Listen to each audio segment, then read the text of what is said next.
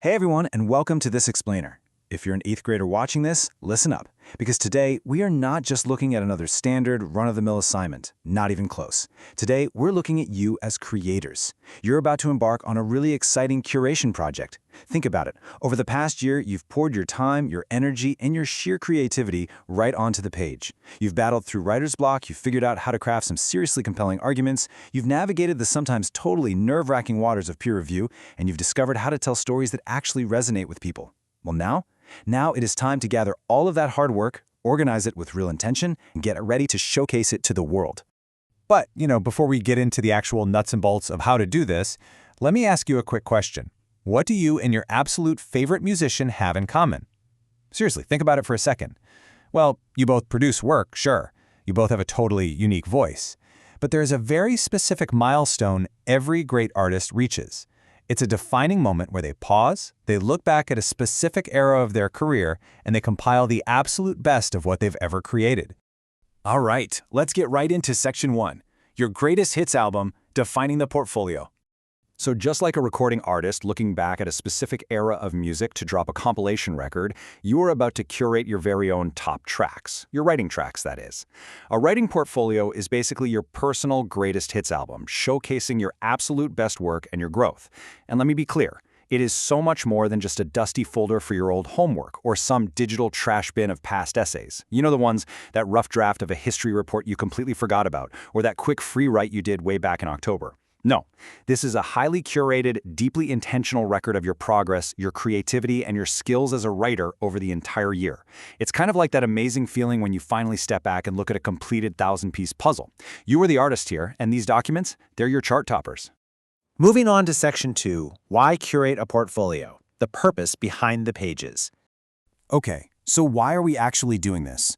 Let's talk about why this curation process is incredibly valuable to you right now, and more importantly, for your future. Before we even touch on the purely practical stuff, I really want you to reflect on this quote from Ecclesiastes 9:10. It says, "Whatever your hand finds to do, do it with all your might." This is really the foundation of what we're doing today. When you gather up your portfolio, you are reflecting on the effort, the might, that you've literally poured into your education. It's about taking immense pride in your hard work and honoring the abilities you've been given by genuinely doing your absolute best, especially when an assignment was exceptionally challenging or, when a deadline was super tight. And here's the thing. Putting in that mighty effort, it has some profound real-world impact.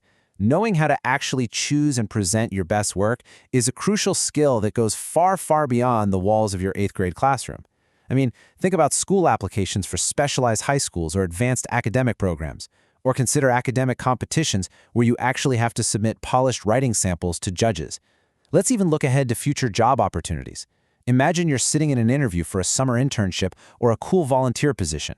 While all the other candidates might just talk about being a hard worker, you can literally slide your portfolio across the desk and show them. You show them your dedication, your attention to detail, and your ability to communicate complex ideas. You're building a tangible tool right now that's going to open doors for you in the real world when you need to prove exactly what you're capable of achieving. It is undeniable proof of your dedication. Which brings us to Section 3, How to Select Your Work, Digging into the Archives. So the real question is, how do we actually do this? How do we find those greatest hits? Well, here's your game plan, laid out nice and simple. Step 1, review everything you've written this year. And I mean absolutely everything. Log into your school accounts, open up those forgotten folders buried on your desktop, pull up those daily journal entries, dust off the long-form essays, look at your poems, your detailed research projects, and your creative short stories. Leave literally no stone unturned. Then, Step 2, look for variety and proud moments. Now, what does a proud moment actually look like? Maybe it's a specific paragraph where you finally nailed a really complex metaphor, or maybe an intro that just immediately hooks the reader. It's about finding a piece where your unique voice really started to shine through. Find the pieces that make you sit up a little straighter. And finally, Step 3, arrange the pieces logically. We'll dive into the specific methods of how to arrange things in just a minute, but these 3 steps right here, this is your essential roadmap for successful curation.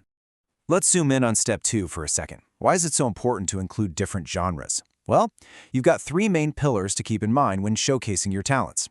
First up is variety.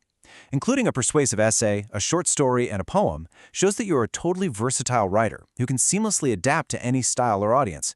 It proves you aren't just a one-trick pony. Next is growth. We'll look closer at this in a second, but deliberately showing where you started versus where you are right now is incredibly powerful. It tells a really dynamic story of your learning. And finally, strength. Choosing your absolute strongest argument essay highlights your total mastery of making claims, citing solid evidence, and reasoning logically through complex thoughts. You really want to showcase the full spectrum of your talents, perfectly balancing that wide variety with top-tier quality. Now, going back to the music analogy, think of your first draft as the raw, completely unpolished demo track, and your revised final copy as the chart-topping hit. You can demonstrate massive growth in your portfolio by putting these two iterations side by side. Imagine including a before and after example, like say a slightly clunky early narrative from the very beginning of the year. Maybe your characters felt a bit flat or your arguments kind of lacked evidence. Now compare that directly to a fully revised version with great pacing, sharp dialogue, and vivid, ironclad evidence. That right there proves your perseverance. It shows whoever is reading your portfolio that you don't just give up on the first try. You take feedback, you refine, you edit, and you continuously level up your craft. All right, Section 4, Organizing for Maximum Impact, Setting the Set List. Okay, we've reached the final stage of the curation process. Think back to our album analogy again. The order of the tracks on an album completely changes the whole listening experience, right? An artist thinks very carefully about what song opens the album and what song closes it out. Well, the exact same is true for how a reader experiences your portfolio. So if someone asked you to name a couple ways to organize a portfolio, what would you say? Well, here are 3 really fantastic methods to help you craft a compelling narrative flow. First, you could organize by genre. That means grouping all your creative narrative writing together, then transitioning smoothly into all your analytical or research pieces. Or you could organize by date, basically chronologically showing your literal journey from the first day of the school year all the way to the end. Or, and this is a fun one, you could arrange them from strongest to weakest. Though honestly, I actually prefer to think of this as starting strong, keeping the momentum going, and making absolutely sure you end on a massive, dramatic high note. Saving one of your absolute best, most breathtaking masterpieces for the grand finale ensures the reader leaves completely blown away. And finally, Section 5, Education, Morality, and Peace, the Ultimate Why. As we wrap up the practical how-to portion of our time together, I want to take just a moment to step back and look at the bigger picture. This actually brings us right to the core philosophy of the Heroes Smart Academy's Godly Learners series, which beautifully underpins everything we've talked about today. The phrase is, education without morality hurts. I want you to really think about that statement for a second. Let it sink in. What is the ultimate point of being brilliant, of putting together this beautiful, flawless portfolio, or being highly educated if we just continue to make choices that hurt ourselves and the people around us? A sharp mind without a compassionate heart is just incomplete. True education is deeply intrinsically intertwined with biblical morality. The effort, the honesty, and the integrity you pour into curating your portfolio is a direct reflection of your character. It's about being honest with your revisions, giving credit where credit is due, and using your communication skills to uplift, inform, and actually help others. And you know what? That moral effort is exactly what unlocks true peace of mind. Romans 8:6-7 promises peace of mind to everyone who keeps their mind spiritual. When you engage with your education at this profound level, when you curate your portfolio with total honesty, doing it with all your might, through a spiritual and moral lens, that is the exact formula for inner peace. We see this time and time again when students truly engage with this material. You aren't just building a physical folder of essays to pass a class. You are actively building a lifelong habit of excellence, of deep integrity, and of lasting peace. So, I want to leave you with one final, provocative question as we wrap up this explainer. How will you use your portfolio outside of school? Are you going to use it to confidently land your very first job interview?